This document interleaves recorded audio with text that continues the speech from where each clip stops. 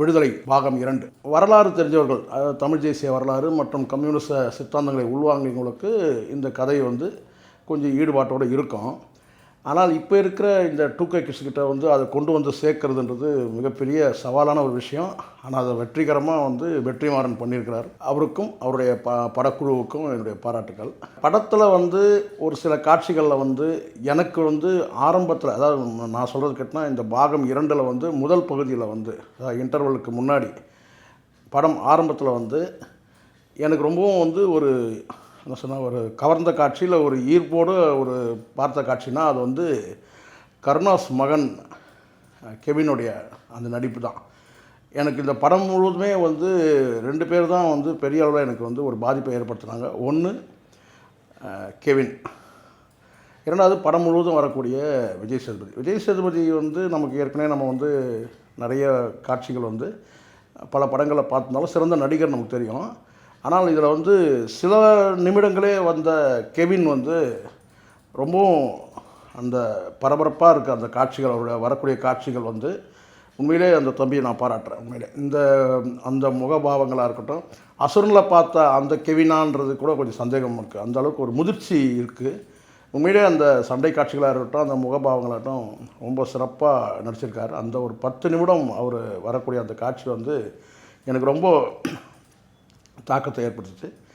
ஒரு அனுதாபத்தை அள்ளக்கூடிய ஒரு கேரக்டர் இருந்தாலும் ஒரு வீரம் செறிந்த ஒரு கேரக்டராக கெவினோட கேரக்டர் இருக்குது. ஒன்று. ரெண்டாவது, அதுக்கு பிறகு திரைப்படத்தில் மற்ற கதாபாத்திரங்களில்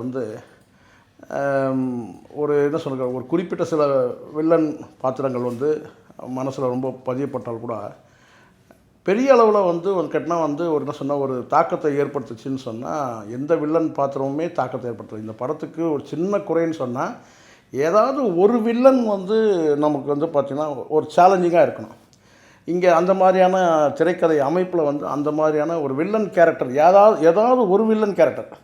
இப்போது நீங்கள் விடுதலை 1ல் பார்த்திங்கன்னா கௌதம் மேனன், சேத்தன், இந்த 2 கேரக்டரும் கொஞ்சம் அழுத்தமான ஒரு பதிவாக இருக்குன்னு வச்சுக்கோங்களேன் அந்த படத்தில். இதில் என்னென்னா நிறைய வில்லன்கள் இருக்கிற மாதிரி இருக்குது. எந்த வில்லனும் மனசில் பதிகிற மாதிரியான ஒரு காட்சியாக இல்லை, ஒரு பதிவாக இல்லை. அது இந்த படத்துக்கு ஒரு சின்ன குறையாகவே நான் பார்க்குறேன். ஏதாவது ஒரு வில்லன் நமக்கு ஒரு அழுத்தமான ஒரு என்ன சொன்ன கேட்டால் இது இன்டர்வலுக்கு முன்னாடி சில வில்லன்கள், இன்டர்வலுக்கு அப்புறம் படம் முழுவதும் வரக்கூடிய வில்லன்கள் சொல்லிட்டு இருக்குது இல்லையா. அதில் எந்த வில்லன் பாத்திரமும் ஒரு தாக்கத்தை ஏற்படுத்தலைன்றது இருந்தால் கூட முழுக்க முழுக்க கதை முழுவதும் ஒரு தத்துவார்த்தமான சப்ஜெக்டாக இருக்குது. அதை இந்த ஜென்ரேஷன் எப்படி உள்வாங்குவாங்கன்றது கொஞ்சம் ஒரு கேள்வியாக இருந்தால் கூட படம் ஒரு நிதானமான, அதே சமயத்தில் அடுத்தடுத்த காட்சிகள் எதிர்பார்ப்போடு நகர்றதுனால படம் கண்டிப்பாக வெற்றி படமாக அமையன்றதுல எனக்கு சந்தேகம் இல்லை. திரைக்கதையில் இன்னும் கொஞ்சம் கவனம் செலுத்திருக்கலான்றது நான் என்னுடைய எண்ணம். அடுத்தடுத்த காட்சிகள் என்ன நடக்கும்ன்றது இல்லாமல் ஒரு தொய்வு இருக்கிற மாதிரி இருக்குது ஸ்க்ரீன் ப்ளேயில். அதுதான் ஒரு சின்ன குறையாக நான் பார்க்குறேன். மற்றபடி வசனங்கள் ரொம்ப ஷார்ப்பான வசனங்கள், ஈர்ப்பான வசனங்கள், இந்த காலத்துக்கு தேவையான வசனங்கள், தமிழ் தேசியத்தையும் கம்யூனிசத்தையும் உள்வாங்கினவங்களுக்கு இந்த படம் கண்டிப்பாக ஒரு ஈடுபாடை ஏற்படுத்தும் அப்படின்னு நான் நம்புகிறேன். கண்டிப்பாக படம் பார்க்குறவங்க எந்த ஏமாற்றமும் இருக்காது. கிளைமேக்ஸில் இன்னும் கொஞ்சம் கவனம் செலுத்திடலாமோ அப்படின்ற ஒரு பார்வை இருக்குது. கிளைமேக்ஸில் ஏதோ நிறைய கொஸ்டின் மார்க் வச்சுட்டு விட்டுட்டா மாதிரி இருக்குது. ஸோ பார்ட் 1ல் விஜய் சேதுபதி கைது செய்யப்படுறார், பெருமாள் வாத்தியார் கைது செய்யப்படுறாருன்ற அந்த ஒரு என்ன சொன்னால் அது பெரிய ஒரு எதிர்பார்ப்போடு நிறுத்தினாங்க. பட் பார்ட் 2ல் கேட்டிங்கன்னா எந்த எதிர்பார்ப்புமே இல்லை. ஒரு பார்ட் 3 எடுக்க போகிறாங்களான்ற அந்த மாதிரியான ஒரு இதுவும் இல்லை. ரொம்ப போகிற போக்கில் அப்படியே முடிச்சிட்ட மாதிரி இருக்குது கடைசி கிளைமேக்ஸ் காட்சி.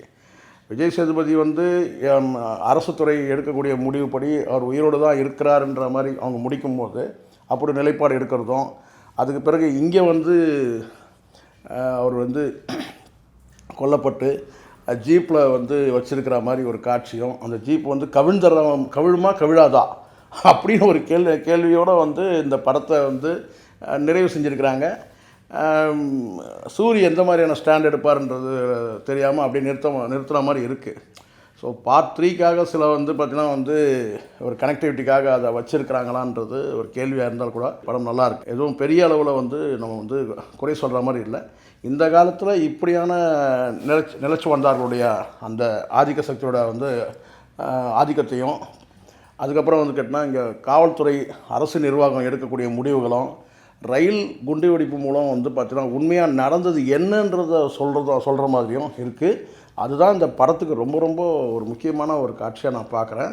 இந்த ரயில் குண்டுவெடிப்புன்றது வரலாற்றில் இன்றைக்கும் வந்து பார்த்திங்கன்னா வந்து இந்த போராளிகள் தான் அந்த குண்டு வச்சு தகர்த்தாங்கன்ற அந்த ஒரு வரலாறு எழுதப்பட்டிருக்கு. அந்த ரயில் விபத்து உண்மையிலே நடந்தது என்னன்றதை வந்து இந்த படத்தில் தெரிஞ்சுக்க முடியும். நிச்சயமாக அந்த ரயில் விபத்து எப்படி நடந்தது, குண்டு வச்சு தகர்க்கப்பட்டது சொல்லப்பட்ட அந்த ரயில் விபத்து, அந்த பாலம் விபத்து எப்படி நடந்ததுன்றது வந்து விடை சொல்கிற மாதிரி இருக்குது. இது மிகப்பெரிய துணிச்சல் வேணும். இந்த மாதிரியான ஒரு கதையை வந்து எடுக்கிறதுக்கு அந்த டீமுக்கே வந்து ஒரு பெரிய என்ன சொன்னாக்கட்டினா வந்து நம்ம பாராட்டு தெரிவிக்கணும். ஏன்னா இப்படியான ஒரு நிஜ சம்பவங்களை வந்து கண்ணுக்கு முன்னாடி கொண்டு வரதுக்கு எவ்வளோ சமரசங்கள் செய்ய வேண்டியது இருக்கும், எவ்வளோ போராட்டங்களை சந்திக்க வேண்டியது இருக்கும்ன்றது தான் நம்ம பார்க்குறோம். ஏன்னா அப்படியான வரலாறு, கடந்த கால வரலாறு அப்படி தான் சொல்லப்பட்டிருக்கு. இதில் என்னென்னா, தோழர் கலியபெருமாளுடைய வாழ்க்கையை வந்து இவங்க என்ன தான் சொன்னாலும் நாங்கள் வந்து அதை மையப்படுத்தி இல்லை, இது வேங்கைச்சாமியோட கதை, வேங்கைச்சாமின்ற நாவலுடைய கதை, துணைவன்ற நாவலோட கதை அப்படி சொல்லிட்டு இருந்தால் கூட அங்கே தோழர் கலியபெருமாள் வந்து நம்ம கண்ணுக்கு முன்னாடி கொண்டு வந்து நிறுத்தியிருக்கிறாரு வெற்றிமாறன். அவர் அதை மறுக்கலாம், அது சட்ட சிக்கல்களுக்காக அதை மறுக்கலாம். ஆனால் உண்மையாக என்னென்னு கேட்டிங்கன்னா, அந்த குண்டு தயாரிப்பும் போது அந்த வெடித்து சதறக்கூடிய 3 பேர் வெடித்து சதறது, இந்த காட்சியெல்லாம் அவருடைய வாழ்க்கையில் வந்து இன்னும் பல சம்பவங்கள் வந்து தோழர் கலியபெருமாளுடைய வாழ்க்கையில் இருந்து வந்த கதை தான். அந்த வகையில்னு கேட்டிங்கன்னா வந்து இசைன்றது வந்து பார்த்திங்கன்னா இந்த படத்துக்கு ரொம்பவும் வந்து சில தளபதியில் வரக்கூடிய சில, இப்போ தான் தளபதி கூட பார்ட் 2 உங்களுக்கு தெரியும், தளபதி கூட ரீரிலீஸ் பண்ணியிருந்தாங்க, நம்ம பார்த்தோம். அதில் வர அந்த இசை வந்து இதில் வந்து நல்லா கட்டினா இந்த படத்துக்கு வந்து ரொம்பவும் இசை பொருத்தமாக இருக்குது. பாடல்களும் வந்து மனசில் கேட்குற மாதிரி இருக்குது. ஒன்று எனக்கு ரொம்பவும் இதில் வந்து கேட்டிங்கன்னா வந்து ஒரு சென்டிமெண்ட் காட்சிகளை ரொம்ப தவிர்த்துட்டாரோ அப்படின்னு நான் பார்க்குறேன்.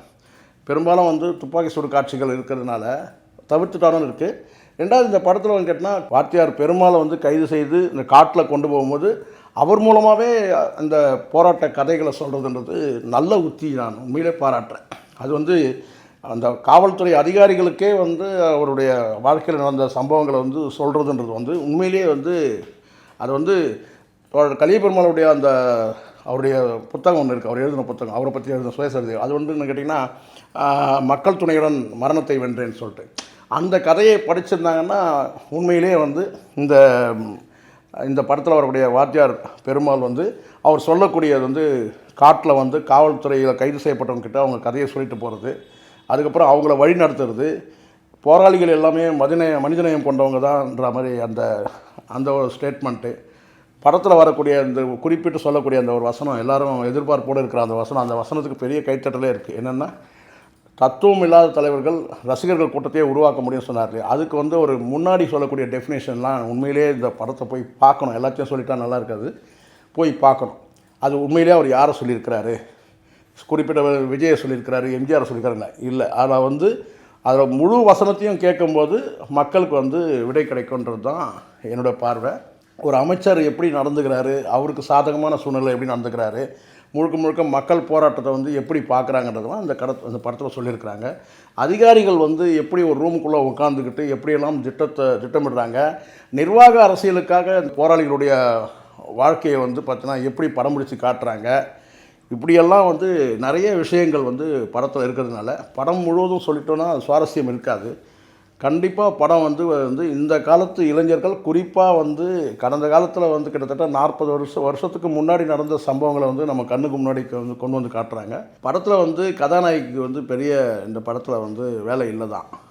ஏன்னா இந்த முழுக்க இது போராளிகளுடைய சரித்திரன்றதுனால பெரிய அளவில் வந்து அவங்களுக்கு வாய்ப்பு இல்லை தான். ஆனால் சில காட்சிகள் வந்து சினிமாவுக்காக திணிக்கப்பட்ட சில காட்சிகள் தான் இருக்கணும். அவங்க வந்து முதல் கணவனை வந்து டைவர்ஸ் பண்ண விஷயம்லாம் சொல்லும்போது இந்த காலத்தில் இருக்கிற பெண்களுக்கு வந்து கண்டிப்பாக அந்த கேரக்டர் ரொம்ப பதியப்படுறதுக்காக வச்சுருப்பாங்க போல இருக்குது. அது தலைமுடியை பிடிச்சி இழுத்து அடித்த கணவனுக்காக தலைமுடியே வந்து நான் கட் பண்ணிட்டேன் அப்படின்னு சொல்லக்கூடிய அந்த காட்சியாக இருக்கட்டும். அதுக்கு பிறகு வந்து அவனுடைய பலவீனத்தில் வந்து நான் வந்து அவனுடைய ஆண்மையை சிதைச்சிட்டேன்னு சொல்லக்கூடிய அந்த காட்சிலாம் வந்து இந்த காலத்தில் இருக்க பெண்களுக்கு வந்து ஒரு கவனம் வரணுன்றதுக்காக அந்த மாதிரி காட்சி அமைப்பு வச்சுருக்கலாம். பட் இருந்தாலும் வந்து கேட்டால் ஒரு 40 ஆண்டு காலத்துக்கு முன்னாடி நடந்த கதைன்னும் போது கேட்டால் அது வந்து அந்தளவுக்கு ஏற்றுக்கிற மாதிரி இல்லை தான். பட் என்னென்னா பாகம் 1ல் வந்து ஒரு சூரிக்கும் அந்த பெண்ணுக்கும் ஏற்படுற அந்த காதல் வந்து சொன்ன அந்த போகிற போக்கில் சொன்ன அந்த காதல் இருக்குது இல்லையா, அந்த காட்டு வழிபாடு.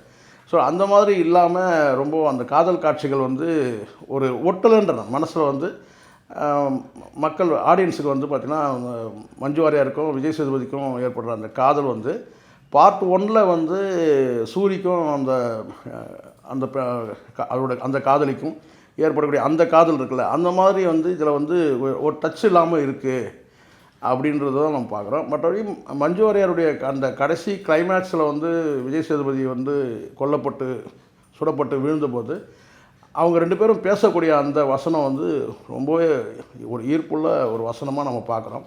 படத்தில் காமெடின்ற பேச்சுக்கெலாம் இடமே இல்லை. அப்படி தான் அந்த படம் வந்து முழுக்க முழுக்க பரபரப்பாக இருக்குது. இந்த படத்தில் வந்து ஒரு சுமையாக தெரிகிறதுன்னு கேட்டிங்கன்னா, ஒரு கேரக்டர் வந்து எதுக்கு இந்த கேரக்டர் இப்படி இருக்குது அப்படின்னு சொல்கிற மாதிரி இருக்குன்னா, அது சேத்தனுடைய கேரக்டர் தான். இந்த கேரக்டர் எதுக்கு இப்படி இருக்குது சொல்லுவாங்கள்ல, இந்த சப்ஜெக்ட்னு சொல்லுவாங்கள்ல, இந்த சப்ஜெக்ட் எதுக்குன்ற மாதிரி இருக்குது. அவருடைய நடிப்புலேயும் வந்து பெரிய அளவில் பேசப்படல, அவர் வில்லத்தனத்தையும் காட்டல. அந்த வில்லத்தனத்தை இப்படியான ஒரு கேரக்டர் எப்படி இருக்க முடியும்? ஒரு உயிர் போகிற நிலையில் காப்பாற்றின ஒரு மனுஷனுக்காக வந்து இவர் நடந்துக்கிற விதம் இதெல்லாம் வந்து கொஞ்சம் கேள்விக்குறியாக தான் இருக்குது அந்த படத்தில். சில விஷயங்கள் வந்து மனசில் வந்து மக்களுக்கு வந்து ஒட்டலைன்றது தான். ஒரு எதிர்நிலையான மக்களுக்கு, அதாவது இந்த படத்தை எதிர்மறை விமர்சனம் பண்ணுறவங்களுக்கு பல கேள்விகளை இந்த படம் விட்டுருக்குன்றது உண்மை. நான் எதிர்மறை விமர்சனம் பண்ண விரும்பலை. ஒரு 10 நிமிடமே வந்த ஒரு கருணாஸ் மகன் கெவின் வந்து ஒட்டின அளவுக்கு இங்கே இருக்கிற பல கேரக்டர்கள் வந்து மனசில் ஒட்டலை. அது வந்து நான் கண்டிப்பாக சொல்கிறேன். அதுக்கு படம் பார்க்குறவங்களும் நான் சொல்கிறது சரியானது தெரியும். மற்ற எந்த கேரக்டருமே வந்து வில்லன் பாத்திரங்கள் கூட யார் மனசுலையும் ஒட்டாத மாதிரி தான் இருக்குது. கொஞ்சம் நிதானம் தேவை படம் பார்க்குறவங்களுக்கு, பொறுமை வேணும். ஆனால் படம் வந்து கண்டிப்பாக வந்து ஒரு பெரிய ஒரு சரித்திரத்தை பார்த்த மாதிரியான ஒரு அனுபவத்தை ஏற்படுத்துது. படம் வெற்றியடைய வாழ்த்துக்கள்.